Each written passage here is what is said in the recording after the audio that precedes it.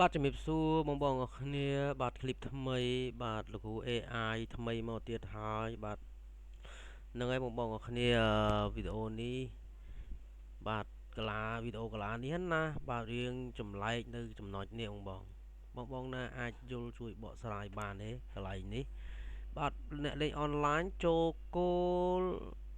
មកលេងសេះអញ្ចឹងនេះកន្លែងនេះនៅក្នុងរូបភាពនេះបងចាំមើលណាបាទនៅពេលដែលនៅកន្លែងនេះបាទខាងខ្មៅបានខ្ញុំប្រាប់ពីនិយាយពីឫសគល់តិចសិនបាទដៃនេះបក AI បកបាទខ្មៅឡើងគោមកបាទ AIC ក៏ថយអាត្រីបកនឹងមកស៊ីត្រីផ្កាប់នេះជំរើសបាទខាងខ្មៅបាទគាត់មិនចងទេប៉ុន្តែគាត់ចូលគោលបាទមកដេញសេះតានេះដោយគោល AI នេះអត់មានចំណងនេះបងខ្ញុំឆ្ងល់ថាកន្លែងហ្នឹងហេតុអីបានជា AI បាទថតត្រីបកស៊ីត្រីផ្កាប់បាទចុះបកខ្មៅស៊ីគោលបែបនេះតើបងអាចបកស្រាយបានដែរឬក៏យ៉ាងណាតោះទៅបងគ្នាយើងទៅទស្សនាបាទឫសគល់នៃកាឡានឹងទាំងអស់គ្នាបាទជំហានដំបូងគឺ AI ឡើងនាងបាទកាឡានេះគឺ AI លេងសេះតឹមទេបាទបងខាងខ្មៅនោះលេងសេះតោងចាំង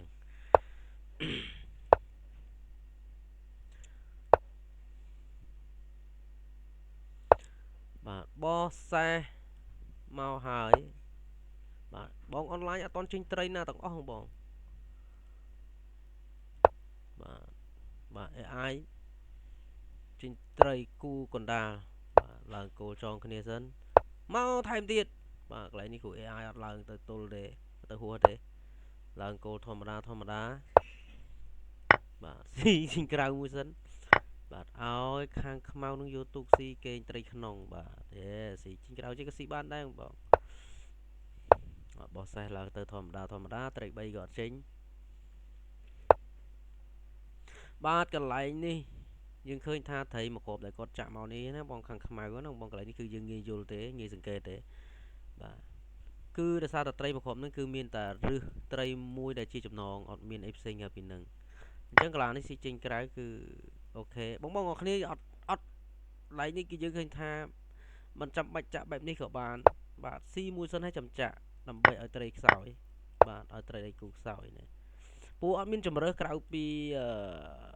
ត្រីមកគ្របនឹងត្រូវស៊ីទាញចេញមកយកមកស៊ីតបាទខ្មៅឡើងគោស៊ីទៀតដែរស៊ីទៀតបាទស៊ីទៀតអត់ទុកទេបងស៊ីធ្វើយ៉ាងណាឲ្យតែកន្លែងនឹងខ្សោយបាទប្រកែមែនបោះសេះចាប់គោលបងបាទរត់បាទកន្លែងនេះអាចឡើងគោលទៅបានតែអត់តន់ទៅទេឡើងស្ដាច់ទៅសិនដាក់អង្គមួយសិនបាទលោកគ្រូ AI កន្លែងនេះឡើងគោលទៅហើយបាទអក្សរផាយអុកខាងខ្មៅផាយបាទ AI លឹបបាទរត់មករកទីតាំងសុវត្ថិភាពយ៉ាពិតជាលុយមែនបងបាទឡើងត្រីទៅស្កាត់បាទត្រៀមទៅបែបនេះឬក៏ម៉េច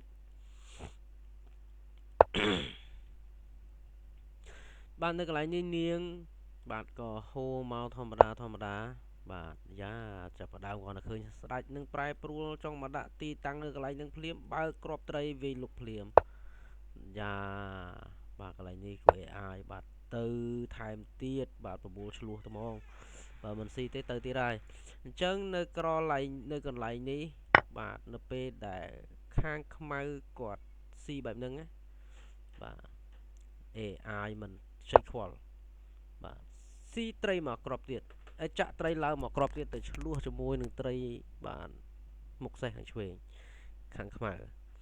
អញ្ចឹងនៅកន្លែងនេះបាទខាងខ្មៅបើសិនជាគាត់ស៊ីគឺគាត់ត្រូវជាប់រវល់នឹងត្រីមកក្របនេះទៀតបាទគាត់មិនស៊ីទេហើយត្រីមកក្របនេះទុកនឹងសិនហើយទៀតចាំគិតគ្នាបាទនៅកន្លែងនេះធ្វើឲ្យ AI បាទមានព្រៀបត្រីចុងក្តារដែលរងចាំបកអត់តន់បកបាទឡើងទៅកលត្រីសិនហើយត្រីមកក្របនេះទុកបន្តិចសិនណាចាំទីទៀតចាំដោះស្រាយគ្នាបាទខាងខ្មៅឡើងនាងមកហើយបាទខាង AI នេះបាទយកសេះទៅពេលដែលយកសេះស៊ីត្រីនឹងគឺចាប់ត្រីនឹងថែមទៀតយេពិតជាមែនបង បាទហូនាងមកចងត្រីមកកន្លែងនេះបាន AI ចាប់ផ្ដើមបកបាទ C2 អញ្ចឹងខាងខ្មៅគាត់មានជំរើសមួយទេឡើងគោលមកចងបាទអូខេបាទចាប់ផ្ដើមស៊ីបាទចូលមកដល់កន្លែងសំណួរដែលខ្ញុំសួរនៅក្បាលវីដេអូហើយបាទថយត្រីបកមកបាទកន្លែងនេះខាងខ្មៅគាត់ចូលគោលមកកន្លែងនេះប៉ុន្តែ AI បងប្អូនគ្នាមិនខ្ចីខ្វល់ពីគោលខ្ញុំឆ្ងល់ដែរបងកន្លងនេះខ្ញុំគិតថាគោលនេះអាចឡើងទៅដេញសេះចេះសិនឬក៏មិនបង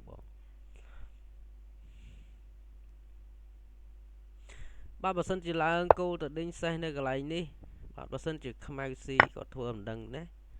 បាទគាត់ធ្វើមិនដឹងអាចបាទស៊ីសិនធម្មតាបាទរត់សេះនេះ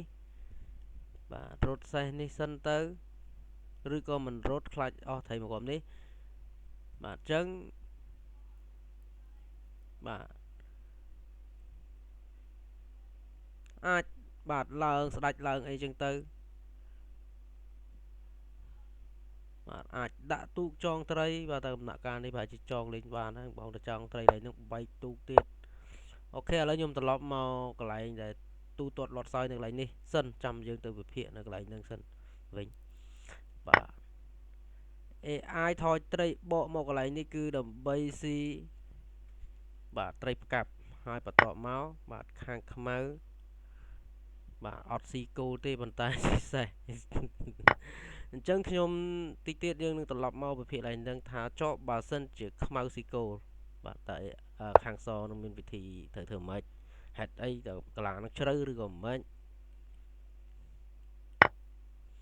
បាទបាទកន្លែងនេះបាទគឺ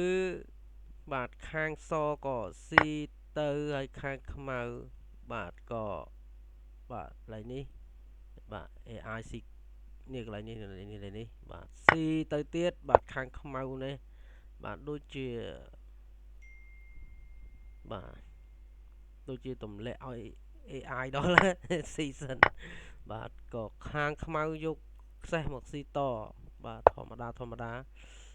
កន្លែងនេះគឺកន្លែងដែលវាលុកបាទមិនរស់ទេបងបាទមកបាទមកទៅហើយបងថាមិនរស់គឺមិនរស់ហើយបាទអាយ៉ាអត់ហ៊ានចោះទៅក្រោមណាបាទអត់ហ៊ានចោះទៅក្រោមណាបាទអាចអុកបែកទូកបាទងាកមកវិញដែរបាទអាចយកទូកយកមកដាក់នៅកន្លែងនេះជាប់ងាប់ដូចគ្នាបាទថយសេះទៅការអុកដាក់ទូកទៅចាប់បាទខាងនេះអុកបាទក៏អត់មានជួយអីបានសំទោសបាទងាកឲ្យទៅផុតអុកទៅបាទអុកលេងត្រូវអុកលេងត្រូវបាទសេះនេះអត់ត្រូវអុកបាទចាប់ស៊ីសេះទៅទេបាទជាប់អុកងាប់ទៀតវ៉ាវបាទកន្លែងនេះខាងខ្មៅគាត់ឡើងមកលើបាទមិនចោះទេអុកបាទអុកនៅកន្លែងនេះបាទខាងខ្មៅទៅបាទកន្លែងនេះអត់មានអីជំរើសក្រៅទៅពីបោះសេបិទឲ្យស៊ីបិទអុកឲ្យស៊ីទៅទេមួយសិនស៊ីអុកបាទអូខេថែមបន្ទូកទៀតបាទមកខាងនេះអត់បានស៊ីត្រីបអត់បានស៊ីសេះអត់បាន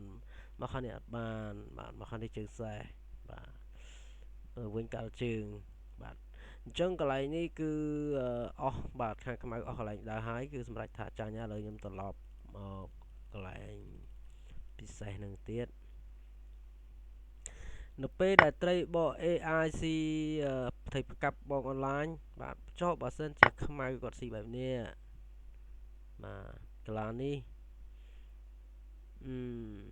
ខ្ញុំបាទឃើញថាបាទ AI ជាប់រត់សេះមួយជាប់គេអុកស៊ីសេះមួយអញ្ចឹងកន្លងនេះបើសិនជាអុកដោះណាបើសិនជាអុកដោះបាទឡើងមកខាងនេះអញ្ចឹងត្រូវជាប់សេះ2បាទត្រូវទៅអុក C1 ដដែលបងអរគ្នាកន្លែងនេះបាទយើងនៅពេលដែល C ខាងខ្មៅក៏យកគោ C គោលបាទខ្ញុំគិតថាដូចជាអត់មានរឿងអីកើតឡើងទេគ្រាន់តែថាបាទដើរធម្មតាអីចឹងពួកកន្លែងនេះខ្ញុំបាទបានយកខ្ញុំចង់ដឹងមុននឹង បាទធ្វើបន្ទូអត្ថាធិប្បាយជូនមកឡើយនេះតែនេះខ្ញុំចង់ដឹងណាខ្ញុំចង់ដឹងខ្ញុំបានដាក់បាទម៉ាស៊ីន AI បាទគឺកន្លែងនេះគឺឡើងគោលបងប៉ុន្តែ AI ប្រភេទអ្នកលេងមួយបងអនឡាញនេះបាទហេតុអីក៏ទុកគោលឲ្យស៊ីដល់ពេលដែលខ្ញុំក៏បាទដាក់ឲ្យដើរបែបដូចAI នៅក្នុងអនឡាញនេះបាទខ្មៅក៏ស៊ីប៉ុន្តែខ្ញុំដាក់ឲ្យ AI ដើរនៅកន្លែងនេះគឺអត់មានអីពិសេសទេបងអត់មានទេបាទគឺឡើងគោលទៅធម្មតាបាទសរុបសេចក្តីមកបាទអឺសេះបាទបើសិនជាខ្មៅស៊ីសេះណាឥឡូវទៅថាខ្មៅស៊ីសេះចុះស៊ីបាទឥឡូវយើងរាប់បាទសេះស៊ីសេះគោលជាគោលបាទសេះជានាងកន្លែងនេះខ្ញុំគិតថាបាទទៅជាសបាទខ្មៅទៅជាកាន់សេះសកាន់នាងវិញប៉ុន្តែខ្ញុំអត់ដឹងថារូបភាពបាទម៉ាស៊ីនអនឡាញហ្នឹងគឺយ៉ាងម៉េចទេបន្ទាប់ពីស៊ីគោលនេះបាទហេតុអីក៏មានរូបភាពបែបហ្នឹងខ្ញុំអត់យល់ទេបងប្រហែលជាអាចបាទស្វែងយល់ពីកន្លែងនឹងខ្លួនឯងឬក៏បងយល់អាចជួយ comment ផង